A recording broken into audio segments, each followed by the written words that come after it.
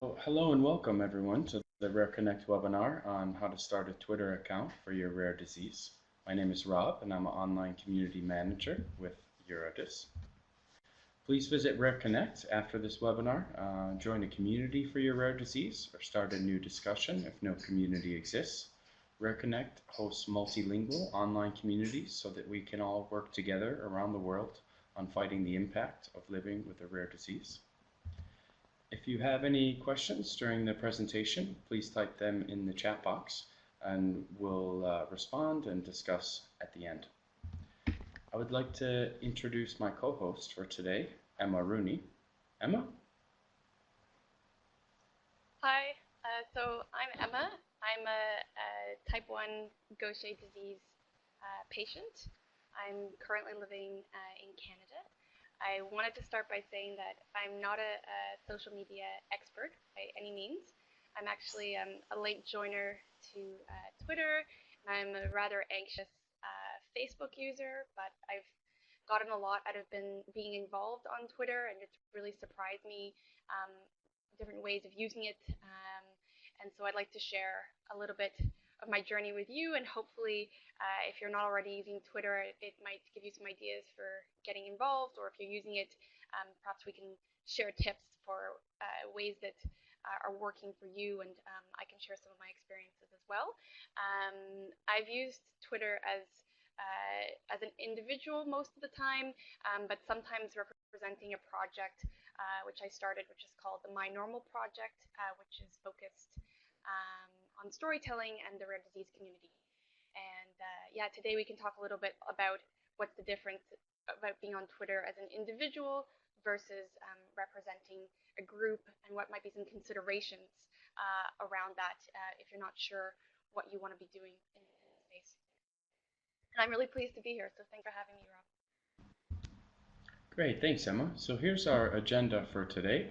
Why start, how to use it, getting started, some really practical tips so that maybe after this, if you're not already started, you can get going, or choosing a hashtag, some best practice examples, talking about Twitter chats, sustaining the momentum with different tools you can use, and then time for questions.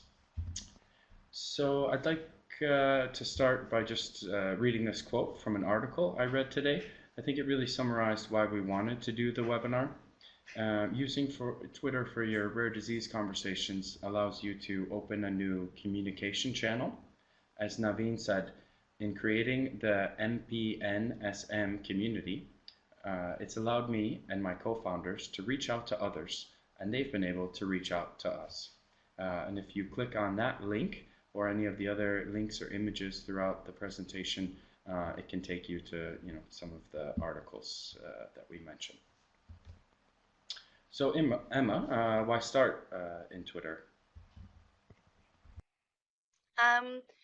Well, often I hear people say that they're going to get started because everyone else is doing it,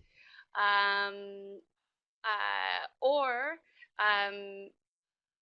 they were told by somebody that they work with or work for that they should do it, or they feel like it's the only way to stay relevant. And what I will try to convince you today is, while all of these things are obviously part of the push to get onto social media, it's not necessarily the best reason to get involved just because everyone is doing it.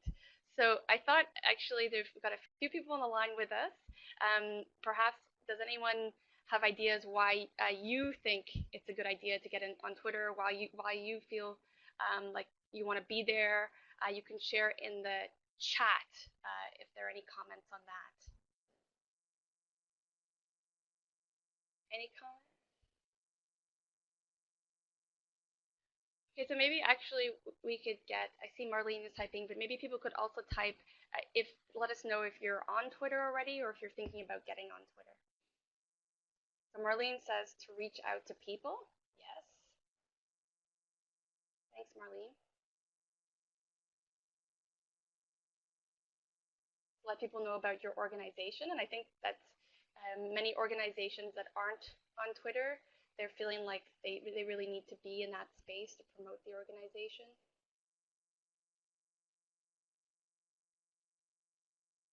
And is there anyone on the call that isn't on Twitter but considering it? You can also use the raising hand icon. Great. Rob, maybe you can pick up on the discussion in Chatter, and I will keep going. So some of the reasons to start a Twitter account is that it's global. So it's a great way to go beyond your country and your specific disease group, and in a way to interact that maybe wouldn't have been possible in the past. It's basically free. Obviously, we do have to be aware that it requires internet access, and people have, in some cases, no access, or some cases, not equal access. But it is free, and it's not a super investment to be able to get something out of it. It's not that difficult to pick up, even if you're not a techie. It's really all about short messages. These days you can include short videos and photos, but it's still pretty much about text and short text, which makes it quite accessible to many people. We can talk a little bit later around literacy issues that come up with Twitter because it's so word heavy, or not word heavy, but it's focused on using words often. So yeah, it's not difficult to pick up. I've found that you can do it from home or from the hospital. When I'm doing my infusions at the hospital, as long as I have a bit of internet access, doesn't use a lot of data. It's pretty fast. I find it to be creative, which was really unexpected for me. One of the reasons I kind of resist social media is I feel like I'd rather be using that time creatively, but Twitter can definitely be that. It can be fun, expressive, so it's a way for you to communicate your own messages. And not only can you learn a lot of stuff from being part of Twitter, but it's also a place where you can share your experiences. Rob, can we move forward a slide?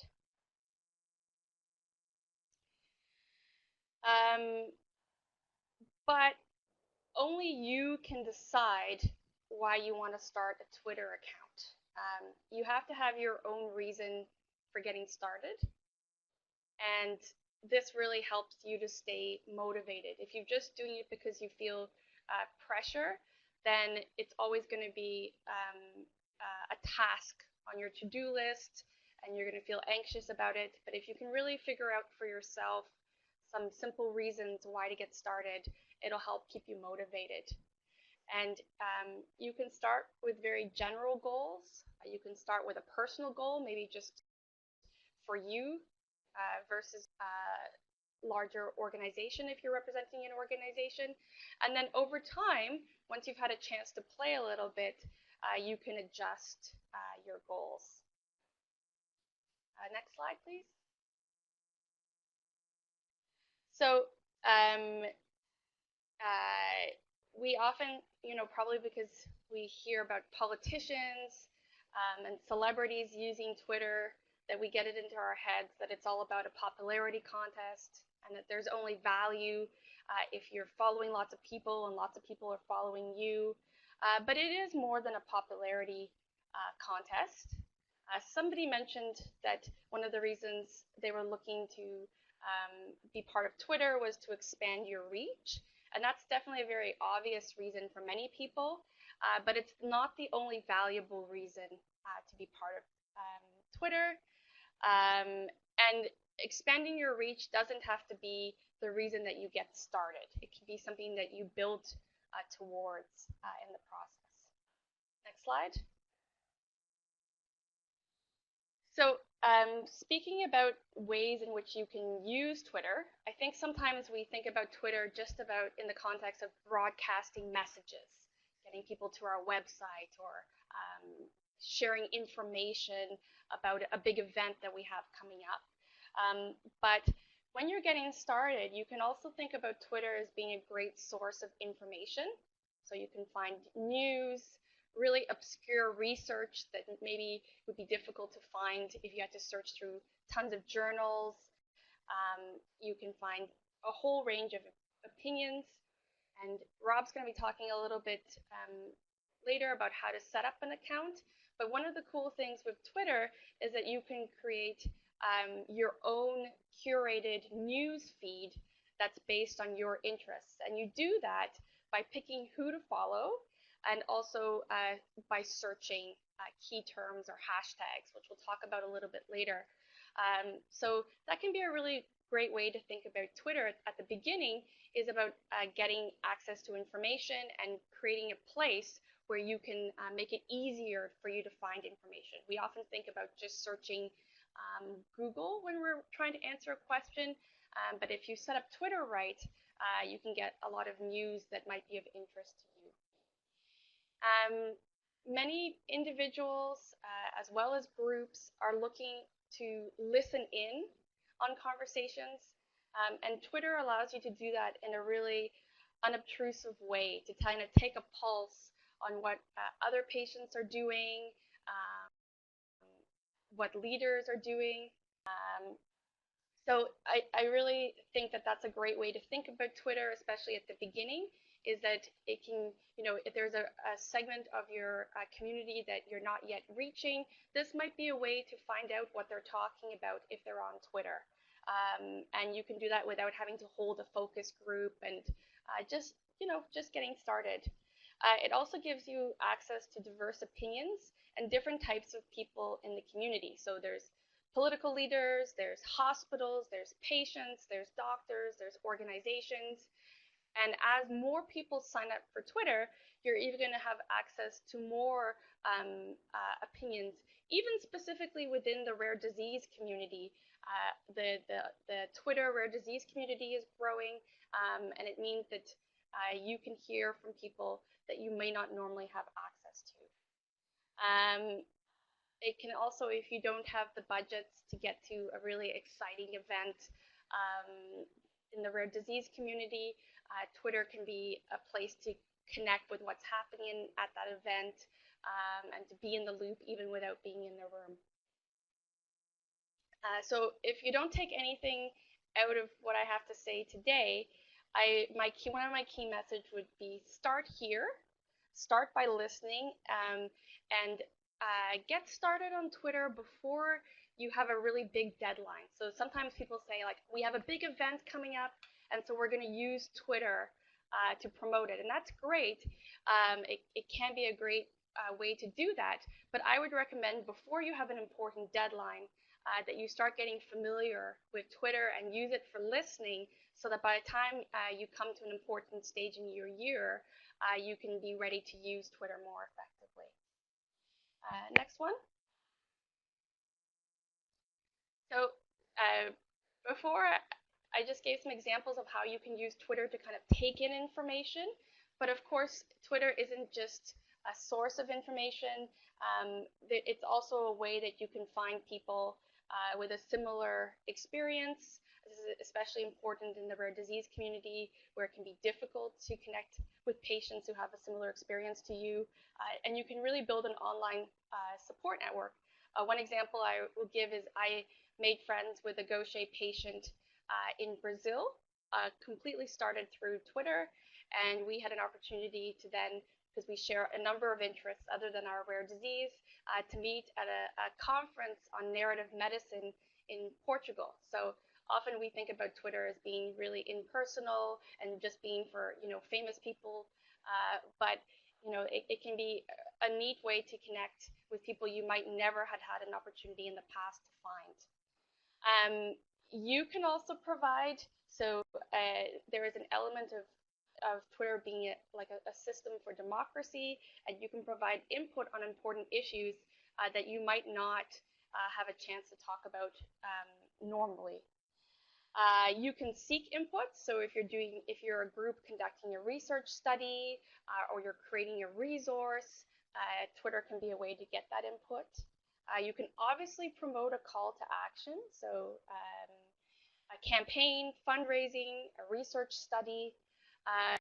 We've seen the rare disease community use Twitter very effectively for raising awareness, for example, around Rare Disease Day, but all sorts of patient groups are using it to raise awareness around disease-specific days or special events. We can use it to educate, and sometimes it's not just about educating within the rare disease community, but we can bring an important education piece to others that are part of the broader health community and beyond that. We can reach a new segment of our audience. So if you're a group that identifies that there may be people that aren't coming to your meetings or that aren't part of your membership, you may find them on Twitter, you may not, but it can be a place to look for new people. And you can also, if you have a website or you're already using Facebook or you have a blog, Twitter might be a great place for you to leverage your other social media channels or websites. So you can promote the stuff that you're already doing in other places. If you don't have a website or not using Facebook, then actually Twitter, you could consider using Twitter as the primary place to promote different things that related to your rare disease or to your group. And what's nice about Twitter is it can be effective if you're an occasional user, or it can be effective if you're a daily user. It just depends on trying to get out of it. And it can be great if you're participating as a person, separate from maybe a group that you're part of. But of course, it can also be a place where you represent a group. And I think that that ability to do different types of things is one of the reasons, or one of the reasons why Twitter is nice, is because it's versatile. So just keep that in mind to really think about how it is that you want to use it, and going back to those goals, which I mentioned earlier. Next slide. Thanks, Emma. Yeah, so getting started on Twitter, let's run through choosing a username, adding some photos, filling out your profile, and finding people to follow. So first, a good username is the same or similar to your own name or your organization name. So if you are the FMF Foundation, use that for a username. Don't change it to FMF Association or invent something new like Stop FMF. Try to have it the same that people will associate with you. Be memorable, be consistent with the rest of your brand if you're a patient group, and you just have a limit of 15 characters on your username, so you have to keep it brief like most things on Twitter. Use a short username so that people can have more characters and messages when tweeting to you. Your Twitter URL is easy to remember, so ours is just twitter.com/rareconnect, and it's easy to tell people that, or share it at the bottom of your emails. It can be changed after you create it, so even if right now your Twitter name is Cosmic Fairy and you want to make it something more scleroderma related, you can do that, and you'll carry over your same followers and have your same account. And people interact with you in tweets by using your username. So if they want to ask us a question, they might start their tweet by writing @RareConnect. So I thought these were maybe some good examples of usernames. So Neil, who is working on Kallman syndrome, becomes @Kallman_SYND. Pretty clear, and will probably come up in a lot of search results. A mother of a child with mast cell disease uses Mom of Mastokid. The Paget's Association is easy to find when searching Twitter by choosing the username Paget's Disease.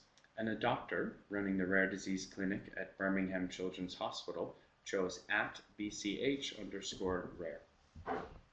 So after choosing your username and your password, you'll soon see your blank profile page. Start by adding a profile photo, your patient group logo, or if you're an individual, maybe your headshot, and a nice header image that goes with the themes you will be tweeting about. When someone visits your profile page, Try to make it a clear and consistent place to share your message. I've included an image guide at the bottom there of the slide with the current recommended sizes for images on Twitter. They do change from time to time, so you might want to check this if you're doing it in the future. Rob, I'll just add for images that there are a number of online tools at the moment that make it even easier, because you can upload a picture and it can modify it to make sure it's in the specifications for Twitter. One of the tools that I like to use, but I'm not promoting it. There's lots of ones you can look up, but one of them is a stencil that makes that really easy. Okay, thanks, Emma. That's stencil.com. Yeah. Maybe you can I share will put it in the box link later. Yeah, great. So I think this is a really attractive header image and profile image from Hyperinsulism UK.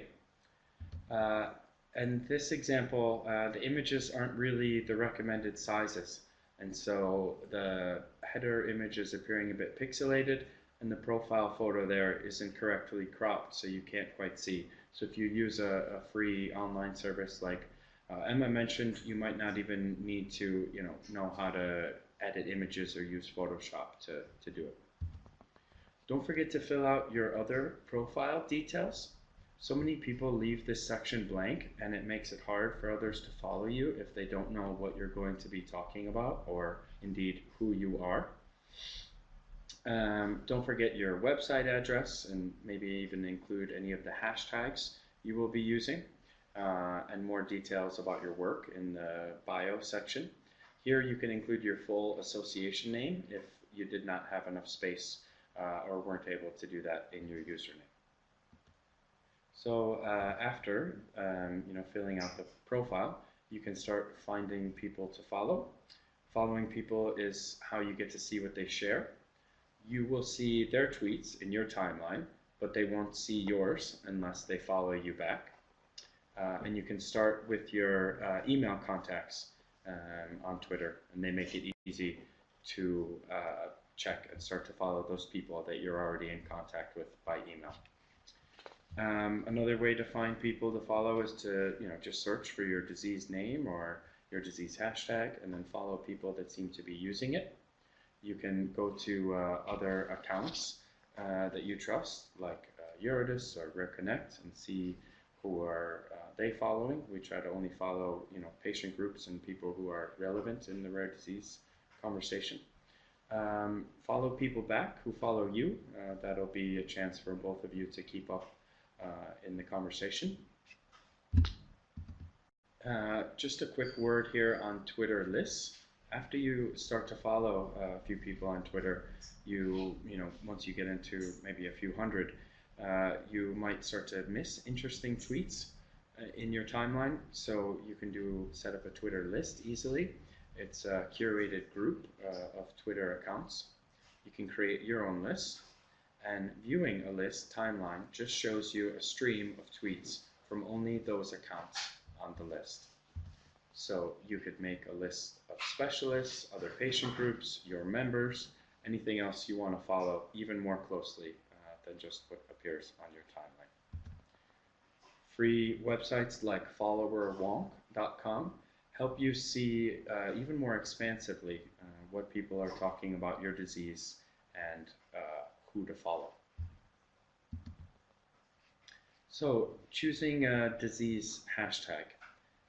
We have a list on our blog there, so please check if your disease is on there. If it's not, please add it. I don't think you want to really create a new hashtag. Maybe hopefully one already exists, and you can use that to keep conversations together. And keep your hashtag short and memorable. If your disease name is 10 words long, maybe you just want to shorten it to the abbreviation. A few words on best practices for Twitter, because it does work a bit differently from some of the other social media channels you might be more used to. It's a platform for two-way conversations. Once you make a plan, you can try to use a team approach or involve more than one manager of the Twitter page. Don't auto link your Facebook page to Twitter and only tweet that way. You see some people that do that, and I don't think they're really being very effective in their tweets, and maybe there's not even any point in bothering. Try to listen first, but then once you're feeling comfortable and you have some things to say, tweet about 3 times a day, and you can use a free program called Hootsuite that we're going to talk about later to auto schedule some tweets. So always reply when people tweet to you. It's a good idea to tweet to people and say thanks when they share your news or tweets. It's not just all about sharing links to your websites, it's about conversations. And again, here's what it looks like when someone links Facebook to Twitter, and it's just not really the right message for there, and not really something that's going to drive people to your Facebook or your website, or get people to want to follow you. Do use images in your tweets, and use Twitter for awareness campaigns.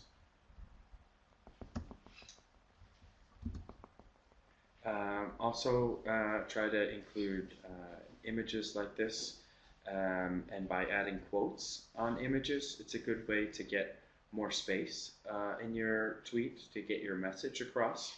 You see also they included a few hashtags here and a link to promote their activities. So that's why I think it makes for a good example. I'm just going to talk now a bit about Twitter chats, which you might have heard of.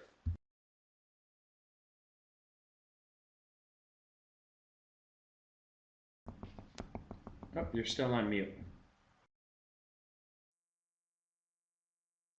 How's that now? Great. So sometimes you might get an invitation to participate in a Twitter chat, or if there's a special event like Rare Disease Day coming up, a special day, you might look out for Twitter chats.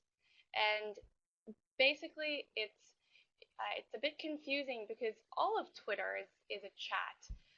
But a chat event is a live online discussion where people communicate on a particular topic using a chat-specific hashtag. So what do we mean by that? So there's a designated time that the chat will take place. There's often a moderator that will set questions in advance and will make those questions available so that people can think about it before they join. And the most important part, and I often see when people get started that this is unclear, but there'll be a specific hashtag that is used during that chat time.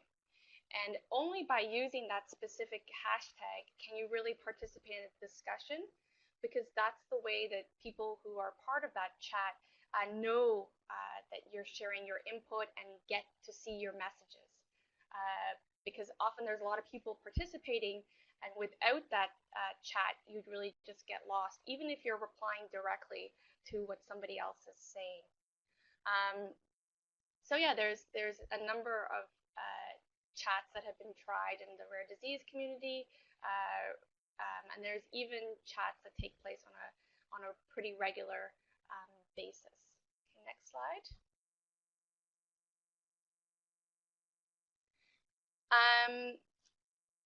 I would recommend that, well, a couple of things.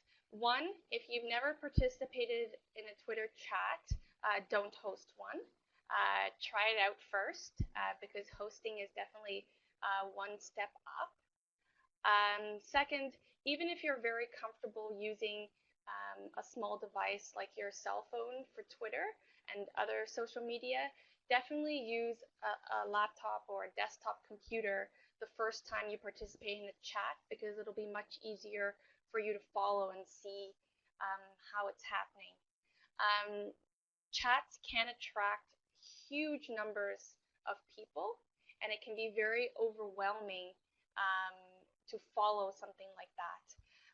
So there are a number of tools, and I would recommend there's a couple of ways that you can check out a chat. You can search in Twitter for the chat hashtag, but even that becomes really confusing. So you want to use Twitter chat, or there's a bunch of other tools available that allow you to follow second by second the discussion, and you kind of see it all coming up on your screen, what's being said. It allows you very easily to respond to any of the discussion that you're interested in. And it also, if you want to be tweeting, it automatically adds the chat hashtag, so you don't have to really think about that, and it saves you a bit of time in joining the discussion, and it prevents you from making the mistake of leaving the hashtag out. So that's for sure helpful. Then if you're new to participating in the chat, don't worry if you can't keep up with the entire conversations. There's also tools that can allow you to look at what was discussed later on, kind of get a compilation of everything.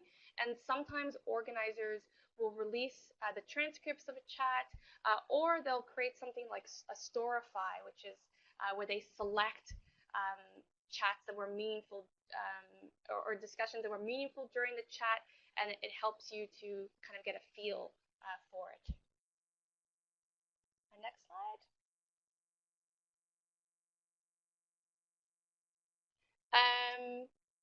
Oh, and just going back 1 second, Rob has mentioned this before about sharing responsibilities with other people, especially if you're doing this as a representative for a group, or this is the official Twitter platform for your group.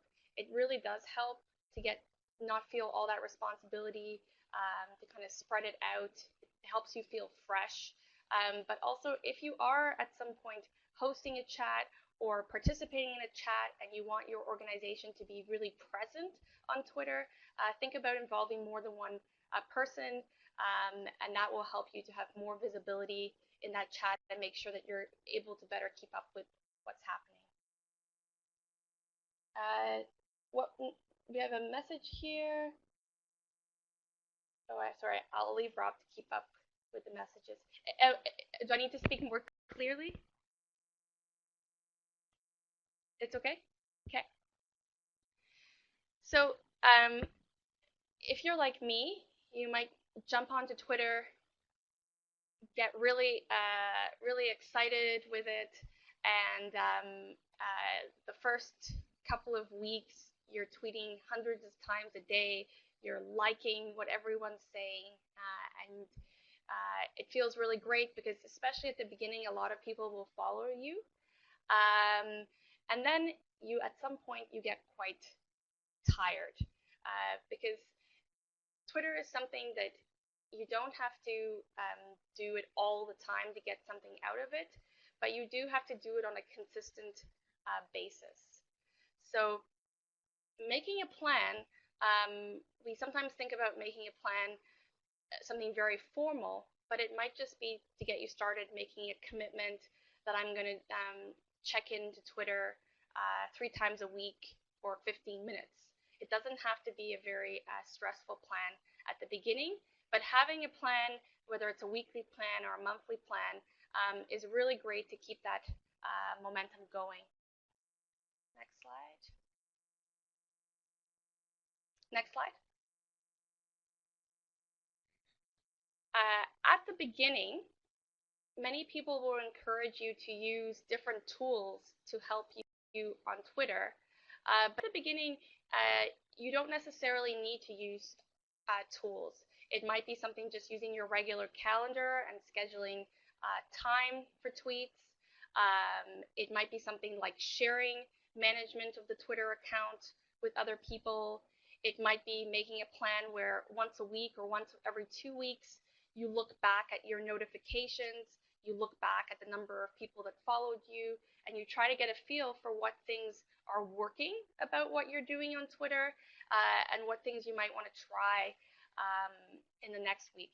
I also do things like I look to find a new person to follow every week. I look to when there's a special period in time, such as Rare Disease Day, I committed for the month leading up to Rare Disease Day to make sure I was posting something every single day.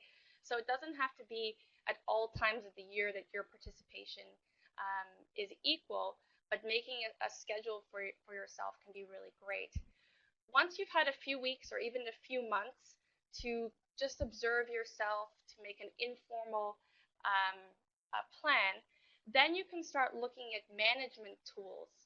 And management tools can be especially helpful if you're somebody that only has a block of time every day to participate on Twitter, and you can't be going back, multiple times per day. It can be a little bit overwhelming if the 3 tweets that you do a day are all at the same time, or if you respond to other people's tweets all at the same time. So basically, you go from having no activity 1 minute to the next minute having kind of a barrage of tweets and replies and likes. And a way to spread that out a little bit is to use a management tool. There's many examples.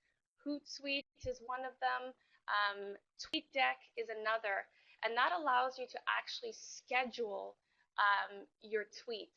And that means that even if you only have 15 minutes a day to work on Twitter, you can still look as if you're present more than that, and people don't feel like you're kind of overwhelming them with information in short periods of time. So that can be really, really helpful. Some things to be aware of is, set up any management tool in a way that makes sense. So you don't necessarily need to be tweeting in the middle of the night if you're not trying to reach a global audience. Things like that. Sometimes when people overdo it with the management tools, it makes it feel like the Twitter account is a robot. And a really important thing about Twitter is trying to find your authentic voice. So you want to balance that. I laughed one day. My sister called me in the middle of the night, and I was sleeping, and I said, "Why are you calling me?" And she said, "Oh, well, I thought you were awake because I saw you tweeting." And I said, "Oh, actually, I was using a management tool for that." So, people will pick up on that if it doesn't seem realistic. Next slide.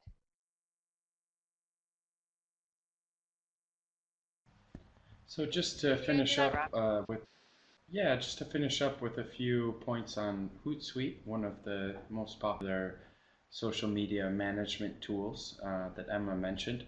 You can also use Hootsuite with Facebook and Instagram and other social media channels, but we just use it for Twitter.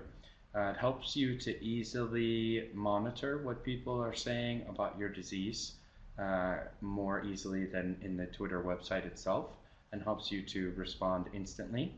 You and your team members log in to Hootsuite with your normal Twitter account. So Hootsuite might be something for, not the beginner, but someone who's kind of in an intermediate level and has had some experience with Twitter so far. So here's what a dashboard looks like. You can't really see it so well there on the slide now, but your home timeline is there. Mentions when people are mentioning or trying to ask you questions. When people mention your website, which is in your bio, you can see all the tweets you've sent in case someone else is using the account and sending tweets. Also, you can see what you've scheduled for the future, like what Emma said, to schedule some things in advance when you do have the time. Another thing you can easily do with Hootsuite is to listen to multiple hashtags. So for Rare Connect, we have it set up to listen to rare diseases, Rare Disease Day, clinical trials, patient advocacy. So just on one computer screen, I can easily go through all the tweets that are talking about those different hashtags. So Emma, do you want to try to sum us up here before we do some questions?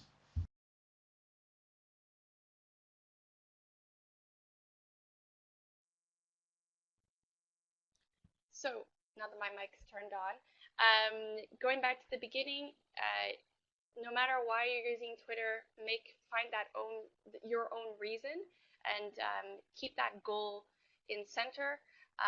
Especially when you're looking back on what you've accomplished. Don't be constantly comparing you to other users. Think about what it is that you're trying to get out of it. Just start goes back a little bit to this idea about don't wait until you have something that's really important to get on Twitter. Start getting comfortable before that. And you can be pretty quiet when you get started on Twitter until you get a feel about it. But the important thing is to get up on there, set up your account, and start to feel more comfortable there. Learn is really great. So you don't. Sometimes people say to me, "Oh, like I've left it too late to get on Twitter," and you haven't left it too late. There's new joiners all the time. People who are using it are learning. And the other thing I would say, even in the short time that I've been using Twitter, it changes. Things like photos get added, hashtags change. So just make sure that you're always open to learning, and that no matter how much you know, it's going to always be changing. So there's always opportunity to participate in new ways. It should be fun, and if it's not fun, then try doing new things, like participating in a chat event, setting yourself a challenge, maybe a 30-day challenge to do something every day, following new people, looking up hashtags that are outside of your area of interest, things like that. And if you want to stay motivated, if you're feeling a bit stale, if you're feeling like it's something extra that you don't have time for, then make a plan. And where possible, involve other people in that plan so you don't feel like all the responsibilities on you. Great, thanks. Okay. So we really appreciate you listening. You can find me at Rob Latika and at Rare Connect, of course, and Emma there at Bloom and Casey. You can also find Rare Connect here on other social media and Emma's blog, My Normal Project, with a link there. We'll be sending you the slides and a link to the recording after this. So I wonder now if anybody has any other questions that we can try to help with. Of course, always you can email us or tweet us after this, and we'd like to try to help